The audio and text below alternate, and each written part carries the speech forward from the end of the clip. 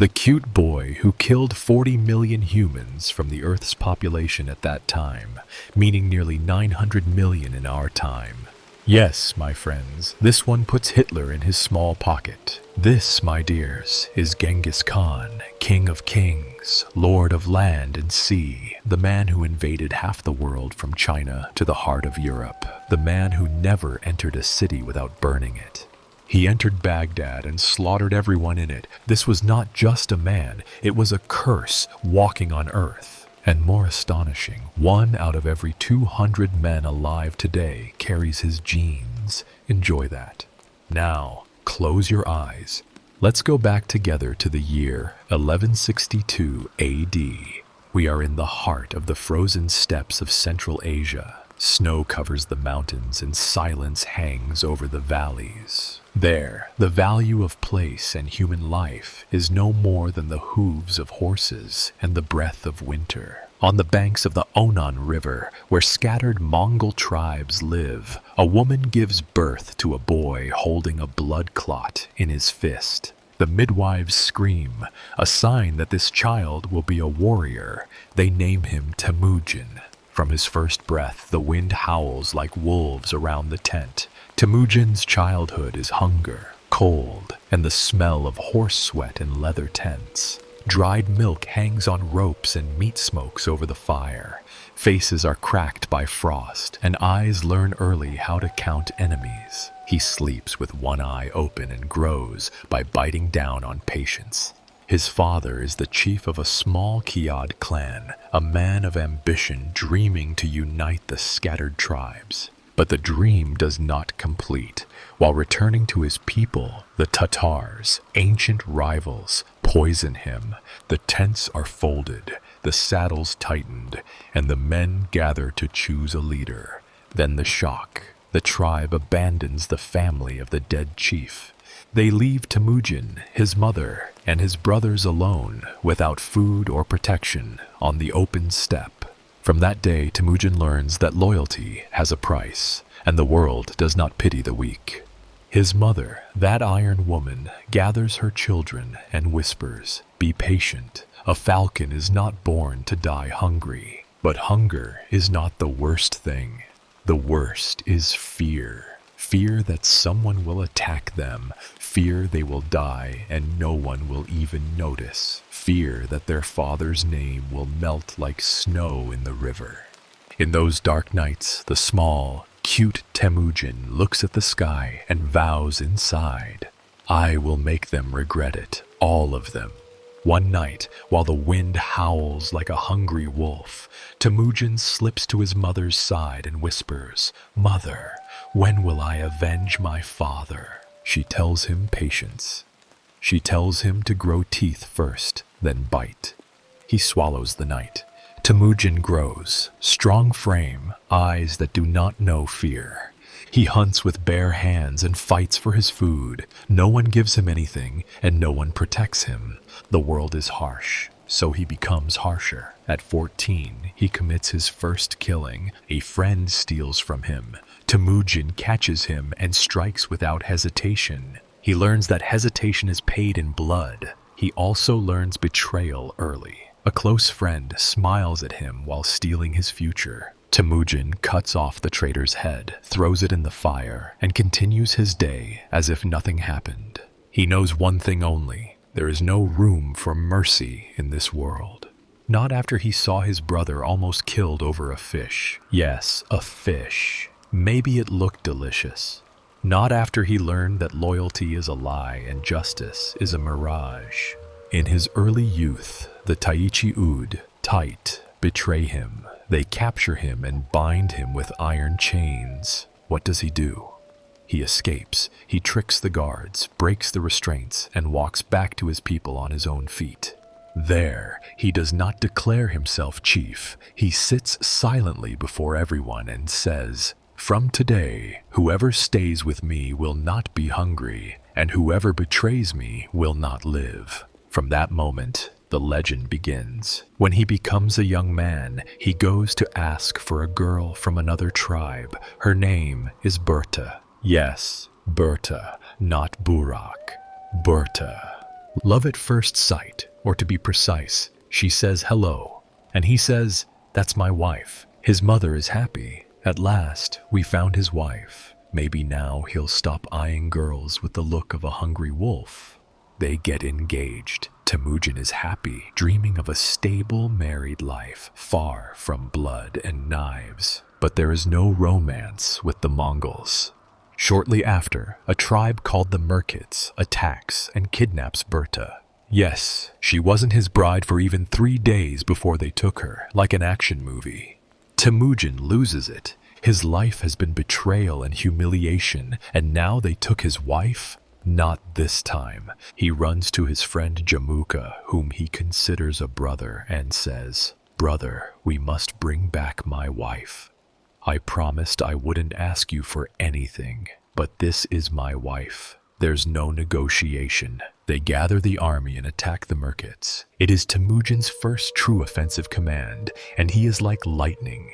He bursts into the tent where Berta is held. He sees her crying and tells her, "Do you know there are people who die, and no one comes to look for them? I came, and that alone is love." He brings her back. It is his first real victory. From there, people begin to talk about him. Some believe in him, some attack him, but Temujin keeps moving forward. He offers something new, justice. He protects merchants on the roads, bans kidnapping, and punishes theft. People start saying, "With Temujin, your back is safe." Men come to him from distant clans. Jamuka sees this, and jealousy eats his heart. He invites Temujin to camp together. They talk all night, relive childhood, and renew brotherhood. But the morning brings a different sun. Jamuka leaves Temujin's camp, taking men with him. Friendship turns into rivalry. From that day, the steppe splits into 2 banners, Temujin's and Jamuka's. Small battles begin, grinding skirmishes testing patience.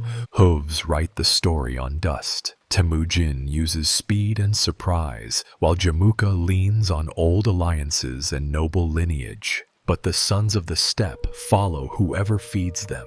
Temujin divides spoils with fairness and forbids betraying the weak. He raises a law that will later be called Yasa, a code that turns desert chaos into order. Year after year, his circle widens. Tribes enter willingly because he gives what they lack: security. Jamuka gathers a great army to crush him. The 2 forces meet in a valley ringed with hills. Dust rises like a wall, and arrows darken the sky. The screams of horses mix with the ringing of armor. Temujin feigns retreat. His center yields, so Jamuka rushes to finish them. Suddenly, Temujin's wings close like a trap, and the enemy finds itself inside a circle of death. The battle ends with Temujin victorious. Jamuka escapes with a few men, carrying in his heart a wound that will not heal.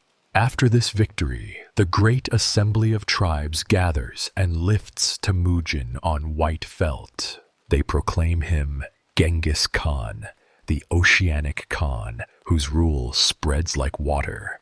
Men shout and throw milk to the sky as a blessing. Drums beat and horses neigh.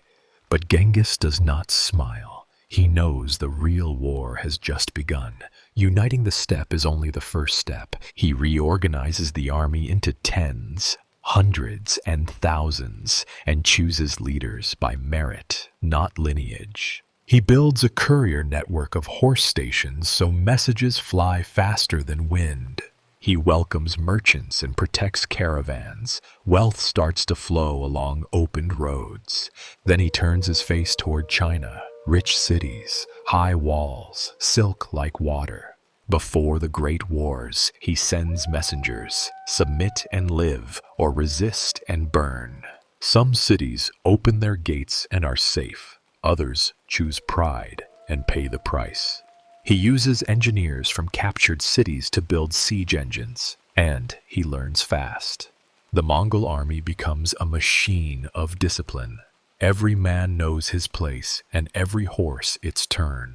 When the banners move, the earth itself seems to move, and the steppe pours into the world like a flood. On the morning before a great battle, Genghis rides alone along the lines and says, "Fate is a bow, and today we are the arrow." From there, people started talking about him. Some believed in him, and some attacked him, but Temujin was planning in silence. One day, the topic of Temujin came up at the table of a major tribal chief, and one of the attendees said, "Temujin, that's the son of Yasugai."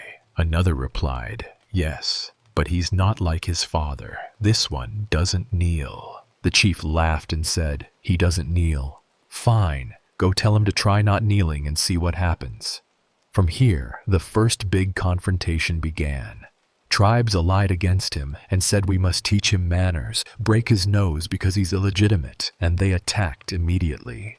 But Temujin didn't wait. He was the type who moves before you even think, and he had something other chiefs didn't have. He knew how to gather people around him. He had charisma. People got used to working with him because he promised and fulfilled, gave everyone a share, didn't eat alone, and didn't oppress the weak. The most important thing to him was the person before the tribe. If a community sheikh wronged someone, he punished him without caring about his name or history. And the most important thing, he listened to weak people no one had heard before, and told them, "Speak, what do you have in your heads?" Not a single voice was lost with him. He could hear fear in their throats and hunger in their stomachs. In this world, he understood that whoever feeds people wins their hearts, and that justice is not a slogan. It is bread and protection on the road. Temujin's star rose and the alliance crumbled one by one. They tried to surround him, fine, but he slipped from their fingers, struck them from the side, then turned his back as if saying, "Catch me if you can." And when they chased him, he was where they didn't expect. That day, the steppe learned a new trick. He attacked at night, and when the light appeared, they found that the camp was behind them, not in front of them. He loved surprise the way the desert loves storms, and he taught his men to disappear like dust and return like a knife. His enemies began to accuse him, thief of men, thief of nights, thief of rest. He smiled. He wasn't a nobleman collecting poetry. He was a hungry man collecting opportunities, and hunger teaches what schools don't teach. The tribes said, "He is young, and youth passes." The old men said, "Patience, glory is for family lines, not for a boy they once abandoned." But Temujin was the boy who refused to die on the road. He carried himself by the scruff of the neck and continued. He began to draw a map with arrows, not with ink. He put scouts on hills to count smoke columns and flocks, and calculated how many mouths to feed and how many horses to water. He learned to take the enemy's road and cut it instead of breaking the enemy's head. A rumor spread. Temujin will attack at dawn. They stayed awake, and the dawn passed with nothing happening. When they slept at noon, he came to them like a wind from a different direction. He didn't love repetition. He loved that the steppe forgets the old rules. He turned friendship into a contract and enmity into a lesson. He counted the treacheries and wrote them, 1, 2, 3, on the edge of his heart, not to cry over them, but so he wouldn't forget whose time was coming. He wasn't a saint and wasn't pretending to be. He was a man who built a roof with bones and nerves. The tribe sent him an invitation under the pretext of reconciliation, and the invitation smelled of a trap. He went anyway, greeted them calmly, and sat as if he had nothing to fear. He didn't give them the gift of seeing fear in his eyes, and fear starved in their throats. When the talk became heavy, he stood and said, "Enough. Tomorrow I will pass near your wells. If you want to drink with me, bring cups, and if you want to fight me, bring shrouds." He left them bewildered. Is this madness or balance? The answer was both. He began to gain followers among the youth. the sons of poor men and the sons of noble men who were tired of old stupidity. He said to them, I will not ask who your father is. I will ask what your hand can do, and what your back can carry, and whether your tongue keeps its promise. They swore to him, and he swore to them. He divided the small group into tens and hundreds, and he knew the names of most of them. And when he called a man by name, the man felt that the earth had narrowed to the size of his chest. He valued a name more than a sword at the right time. He gave them rules as clear as the sky on a cold day. No theft from the spoils, no assault on women, no betrayal of trust. The penalty for betrayal is death, and the reward for honesty is a share that reaches you without begging. They listened and said, This is leadership, not a raid that ends with songs. He demanded that the camp be clean, the tents in order, horses fed before men. He ordered water skins to be counted and grain to be measured. He hated chaos. Chaos steals armies even before the enemy does. The chiefs mocked him. What is this school? Are you training men or teaching children? He said, I am training men so they do not die because one man forgot a nail in a horseshoe. Great empires fall because of small negligence repeated. He struck a raid that was like a test, hit and run, light like wind, and when the enemy brought a large army, he wasn't there anymore. They said, he is cowardly. He said, I am saving blood for a day more expensive than today. He loved a long horizon and a patient heart. He wasn't afraid to delay a blow, to double its effect. He wasn't enchanted by the applause of immediate victory, because applause is a sound. He wanted a map.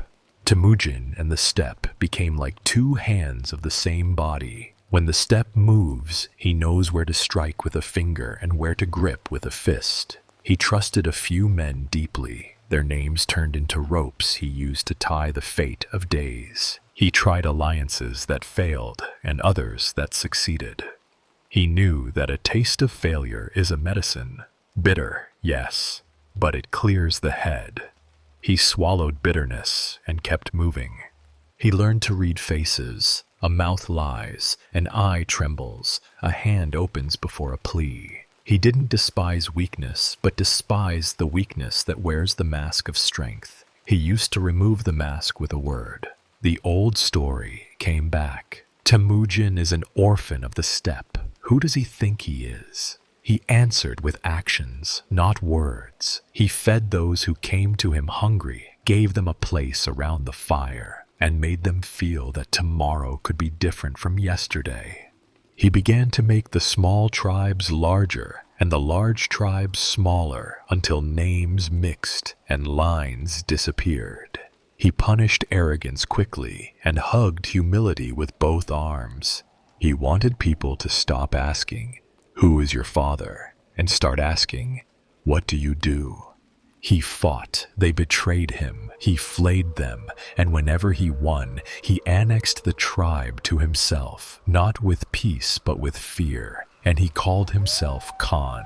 Not any Khan, the Khan of anger, the Khan of darkness, the Khan of fear. But the real title hadn't come yet. Before he began his campaigns, he had to do something essential. To take revenge on the first tribe that made a mockery of him, the first sheikh who rejected him, and the first ally who stabbed him in the back. A long list, and he had time. He began settling accounts one by one. He would enter a tribe and give them two choices: join under my banner, or let me make it short. Most chose the shortcut. He wasn't just raiding, he was removing rot from the roots so that the trunk would stand. The rulers began to fear him. They said, "This is not a leader. This is a virus spreading, and there is no vaccine." Children started saying to their parents when they got scolded, "Sleep, or I'll call Genghis for you." Here, things changed. Temujin now had an army and prestige, and it was time to give himself a new name, not Temujin. What kind of name is that? He wanted something that would explode the air when said, something like Genghis Khan. And so it was. From here, the game began to grow, and the world began to shrink in his eyes. The first thing he did after his name became Genghis Khan was a simple but brilliant move. He wrote a law. The law said, the general who wins by lying to his men loses his head, the soldier who steals the poor man's bread loses his hand, and the sheikh who protects a traitor is a traitor. Justice was not poetry. It was blood protected by a blade. He called the law Yasa. He didn't write it in books at first. He wrote it in habits. They said, a harsh law. He said, a harsh land needs a harsh law. Otherwise, the wolves will teach you the meaning of mercy. He rearranged the army into tens, hundreds, and thousands, and changed commanders according to merit, not lineage. The son of a poor man could command the son of a nobleman if he proved his hand was stronger and his heart more reliable. He cut the road that blood used to walk on. He also changed taxes. He didn't take from the poor except what wouldn't break their back, and he opened the road for merchants and protected them because trade is the blood of an empire. He learned that a caravan brings more than goods. It brings news, maps, and men. He built the courier system and called it the Yam, stations with horses ready day and night, so letters travel faster than rumor. The distance between two countries collapsed into a night of riding. Information turned into a weapon sharper than a sword. He didn't love palaces. He loved a tent pitched on a high hill with a view, smoke curling from the fire, and horses breathing like sleeping monsters. He judged disputes at night, and his questions were sharper than knives. Even enemies admitted that this man hears footsteps inside silence. The stories of cities began. Some opened their gates, and some chose pride. Those who opened lived. Those who chose pride paid the price. He didn't love killing for its own sake. He loved that the message be understood. He sent emissaries first. Submit and live, or resist and burn. He didn't lie. If they resisted, he burned. And if they submitted, he left behind a guard and moved on. He hated breaking his word, even when his word was heavy. He used engineers captured from cities to build siege engines and learned quickly. He learned to turn wood and rope into rocks flying over walls, and to turn the river into a knife when needed, and to turn fire into rain. Cities learned that the sky itself can betray them. He also used tricks, straw men to fool archers, drums to deceive ears, smoke to choke eyes.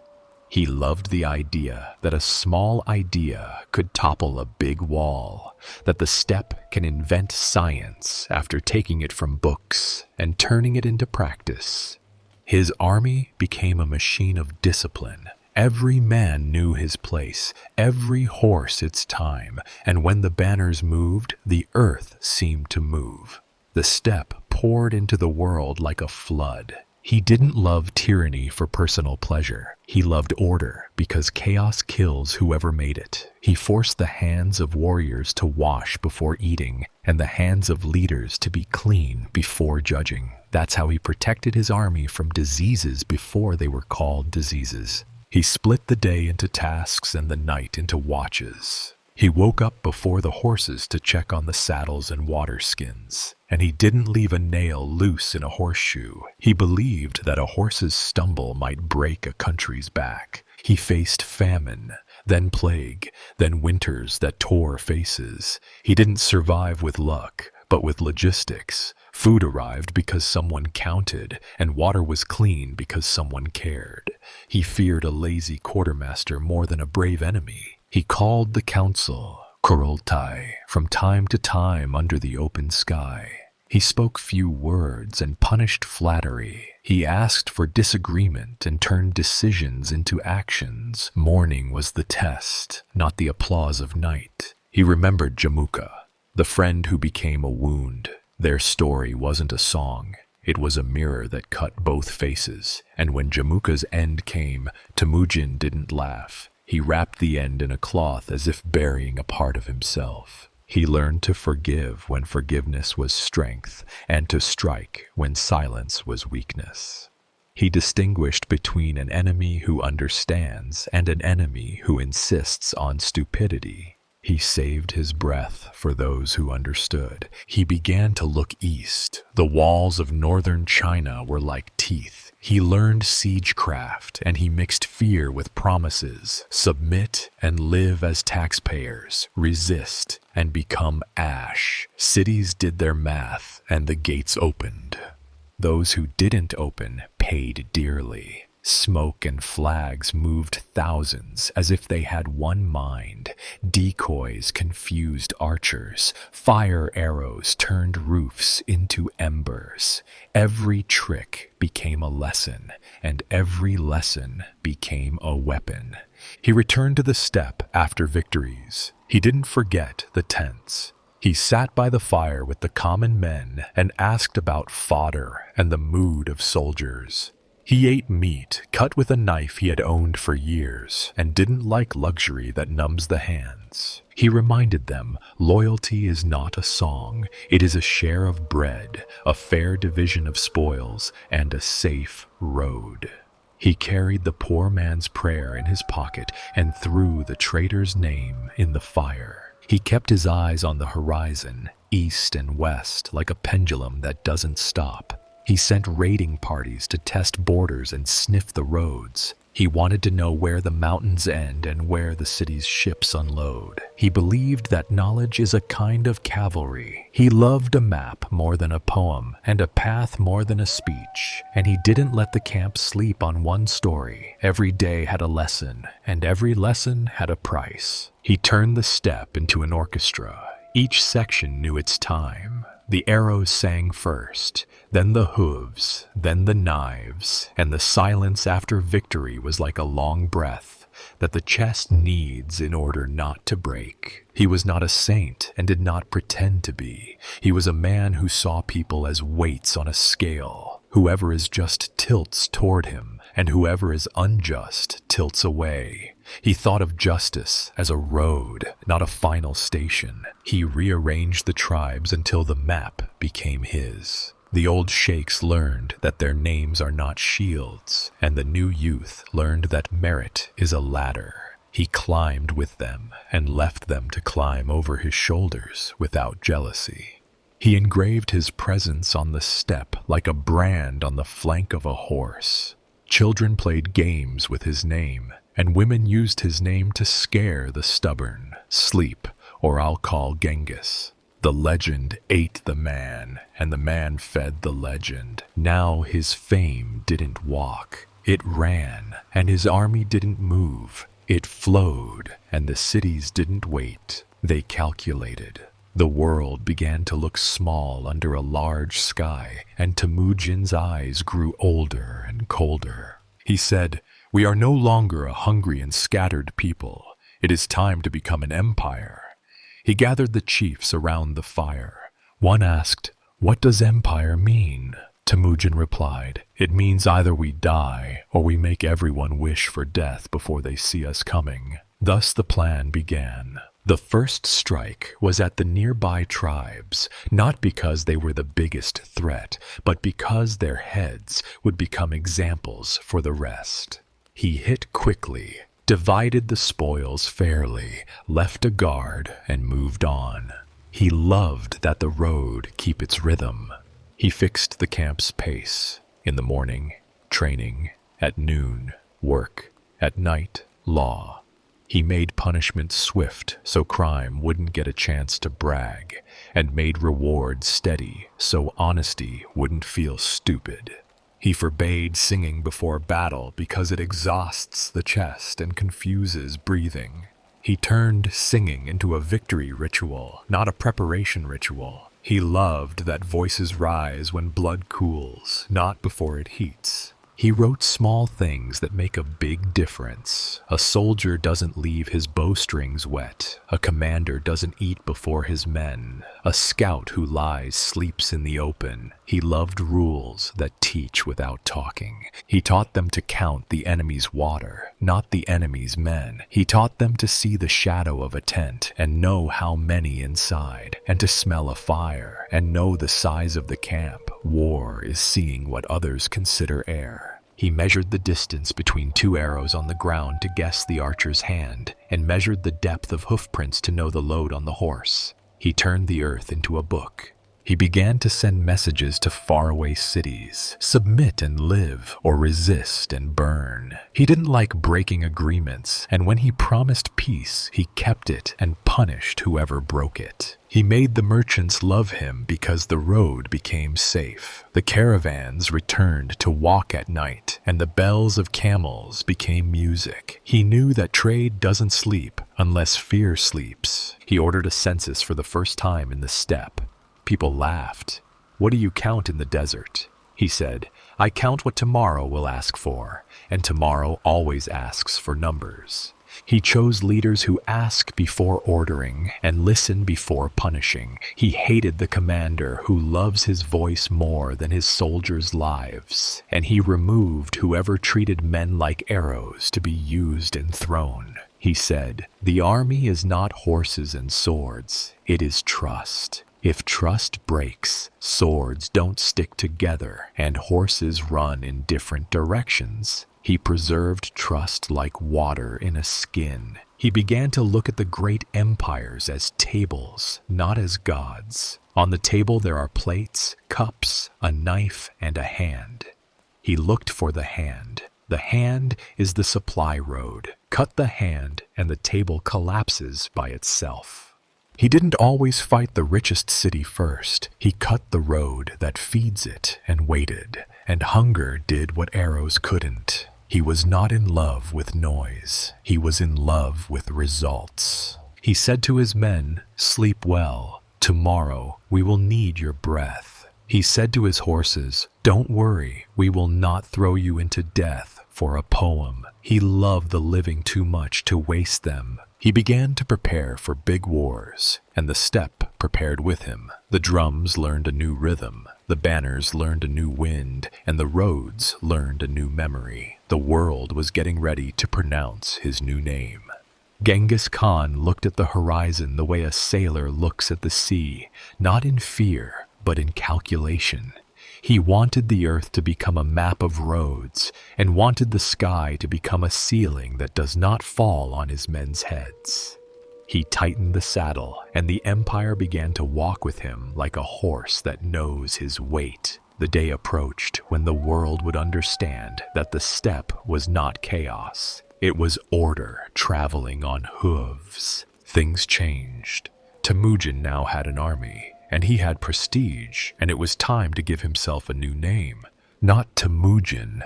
What kind of name is that? He wanted something that explodes the air when it's spoken, something like Genghis Khan.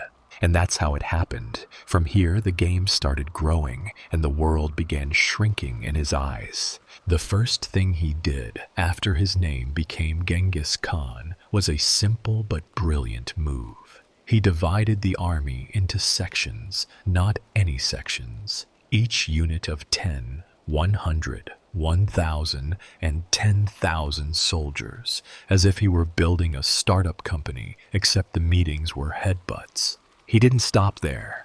He set up a communications system faster than the internet of that time. Someone asked him, "Do you have imagination that a message arrives before the ink dries?" If you wanted to deliver news to the army, within 2 days all of Asia would know. And here the assault began on China, not out of love for rice or TikTok. China at that time was a massive empire with palaces, silk, and treasures, and Genghis decided to do an override in it. The first city he faced, he destroyed. The second city destroyed itself out of fear. Someone wrote on a wall, "If Genghis comes, tell him we're not here." The assault on China was like a party with a DJ named Terror. People fled before he even arrived. Cities either opened their gates or turned into dust. One of China's ministers said, "This is not a leader. This is the end of the game." And Genghis didn't only burn cities, he burned the memory of cities. While the sun was setting over the plains of Asia, a massive army moved in silence. There was no sound except the rumble of hooves, the shouts of commanders, and the whispers of soldiers who knew exactly that they were going either to glory or to hell. At that moment, Genghis Khan had finished unifying most of the Mongol tribes. And not only that, he began planning for something much bigger. Conquering the Jin kingdom, the strongest state in China at that time, a state with armies, fortresses, and emperors drinking tea while signing orders to kill anyone who dared to approach. But Genghis wasn't interested in tea. He was interested in control. He sent them a message with one line: "Surrender yourselves and you will be safe." He didn't need to explain much. They refused, of course, so the march began. He attacked the borders of the kingdom, destroyed villages, and besieged cities. One of his commanders said, "When we reach Peking, let me knock on the door myself." The siege began. Cities collapsed even before he reached them because the residents fled from terror. Genghis didn't laugh. He watched and recorded in his mind. When the first city fell, he didn't enter like a victor. He entered like a storm, leaving no stone upon stone. He sent a second message to the emperor, and because humans are stubborn, the emperor responded with reinforcements. That was his last mistake. The next battle was the Khalkha River. The Mongol army used a tactic no one expected: a feigned retreat. Imagine leaving the battle as if they were fleeing, and the enemy's army chased them with all its strength. Suddenly, 3 Mongol armies pounced on them from the flanks. It wasn't a battle, it was a massacre. One surviving soldier later said, "I saw nothing but dust and screaming and heads rolling." When they finished, they didn't bury the bodies, they left the earth to swallow them. From here on, terror carried the name Genghis Khan. After Khalkha, no voice rose above the voice of the Mongols. People started whispering his name, not in respect, but in terror. Even the village children, when they misbehaved, their mother would say, "If you don't sleep, Genghis will eat you." But Genghis wasn't interested in superstitions. He had a clear goal: to erase from the map everyone who stood against him. The great Chinese cities began to fall one after another. Some were besieged for months, and some collapsed before the horses arrived. Because of the rumors, every time he opened a city, he asked one question only: "Where is the one who wrote the letter?" There was someone from a kingdom who had insulted him in a letter, but it seems he forgot he was talking to someone who remembers an insult more than history itself. And in the city of Zhongdu, which is Beijing today, one of the most violent sieges began. People starved. They ate everything, even the animals died. Then they ate leather. Then they began to look at each other with suspicious eyes. In the end, they surrendered. But surrender did not intercede for them. Genghis entered the city, and when he saw the imperial palace, he said a line that makes you understand his entire personality: "The true king does not need a throne." Then he burned the palace. But hold on, we're not done with China yet, because one of the merchants turned out to be the genius of his time. He went to Genghis and said, "My lord, there's a rich city with silk and gold and a people who love peace." Genghis smiled, because in his mind, peace means people who don't resist. Easy. Where did he go? To the city. He entered it gently, without fighting. The people were happy. They distributed flowers and sang. Even a little boy gave him a flower. Our guy didn't know what awaited him. But after 2 days, one of Genghis's soldiers went to the market and bought a sheep. He returned without a head. The people killed him. Why? They said he was staring too much. The news reached Genghis, and here all the flowers became fire. He said his famous sentence: "Whoever steals a soldier from me, I will take the city from him." And indeed, he pounded the city, pounded it, and burned it calmly. Even the cute boy who gave him the flower. Yes, he could be sentimental sometimes. But let me return you to another story. Once, a soldier from the Mongol army went to Genghis and said, "My lord, there's a city that doesn't want to surrender." Genghis asked, "How many are they?" The soldier said, "Many. They close the gates and don't come out." He thought a little, then said, "Fine. Tell them if they open the gate, I promise them. Like them." A loaded promise. The soldier went and conveyed the message. The people opened the gate, so Genghis entered and said, "I kept my promise, but my men promised nothing." Yes, technically he didn't lie, but if you think about it, curse this kind of cleverness.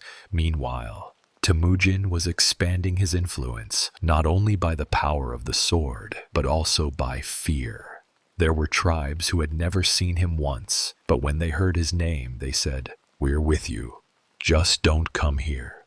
Fear was outrunning his men, and if anyone refused to join, he would wake the next day to find his camp turned into dust, and his children asking, "Dad became ash?" Temujin didn't explain and didn't justify. He would mount his horse and keep going, as if he were cutting grass. In one of these campaigns, news reached him that there was a leader from a rebellious tribe planning to rebel against him. What did he do? He didn't send a warning, and he didn't ask for negotiations. He rode to the man's tent, opened the flap. "Oh, what?" And didn't give him time to answer. He shot an arrow straight into his eye and left. After that, if anyone dreamed of rebellion, he would wake up and say to himself, "I didn't mean it. I was asleep." On the contrary, the name Genghis Khan became a curse. If news arrived that the Mongol army was coming, cities shut their gates, people buried gold in the ground, and some people buried themselves from now. But would that stop him? Number. In the year 1227, and his age was about 65, he decided to continue the march toward the Tangut tribes in China. Here begins the last chapter of the life of the man who did not know how to get tired. But let's be clear, Genghis Khan died. Not in a great battle, not by treachery, and not by a plague. The man simply fell off his horse. Yes, just as you heard. After all the fortresses he destroyed and the kings he hanged, his horse betrayed him. He fell, his ribs broke, and internal bleeding started eating his body, little by little. But no one knew.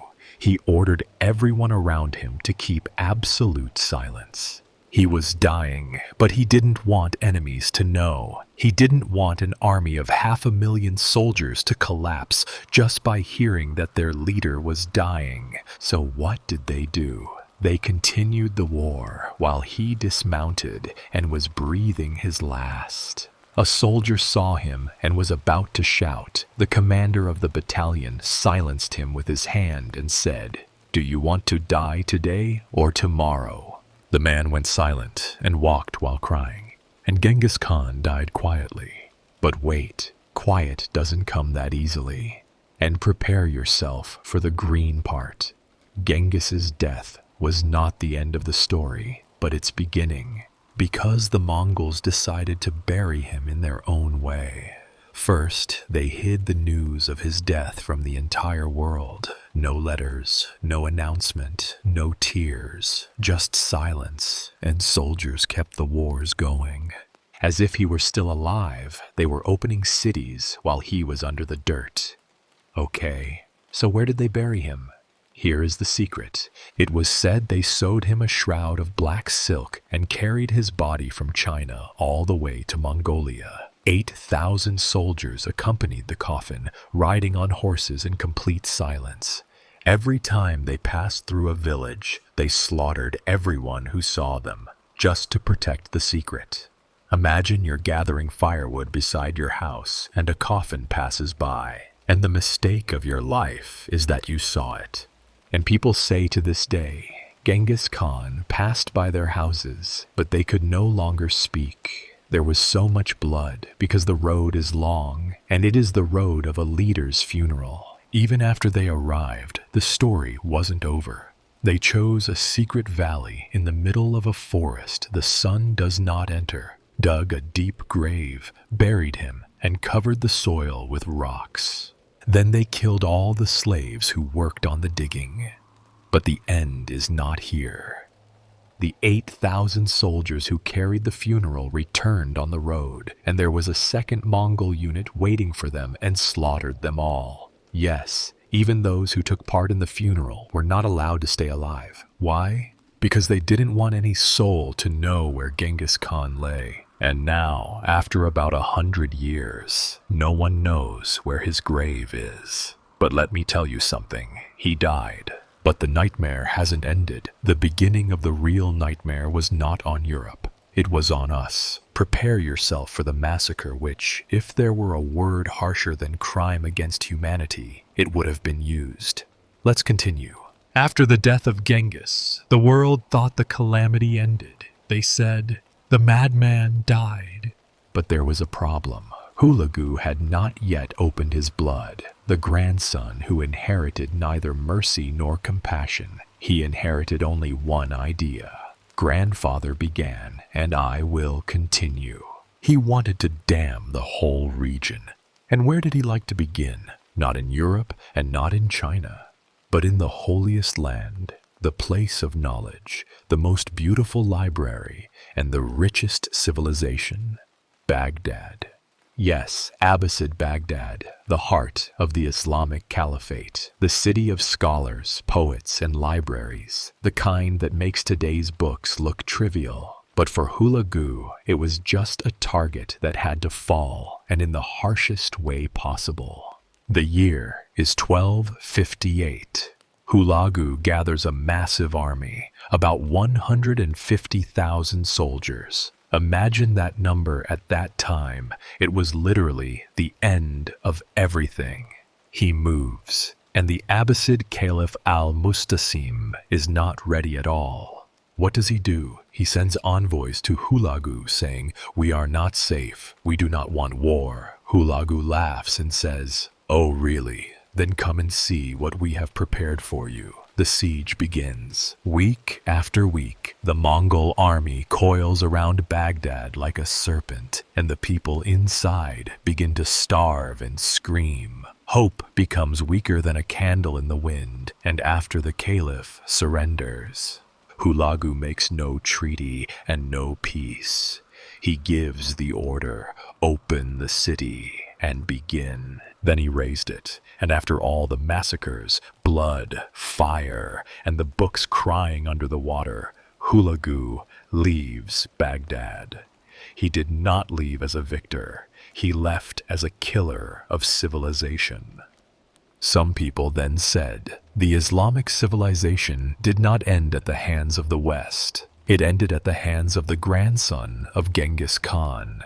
And everyone who survived the massacre kept asking, why? Why did a city of knowledge, books, and history become ashes and dust, with the voices of children crying without parents? The answer was, with no one, but the only echo that kept returning among the ruins was, blood does not create glory, it only extinguishes the glory of others. Final quote from the tongue of a Persian scholar who survived the burning of Baghdad. We used to write books, and now we bury in them. Silence spread, and ink became a witness to a time when reason died, and the sword kept speaking. That was the end of the story of Genghis Khan, but if you close your eyes a little, you will feel that the voices of cities are still screaming from under the soil. And if you open them, you will find that history keeps writing, but this time not in ink, rather in regret.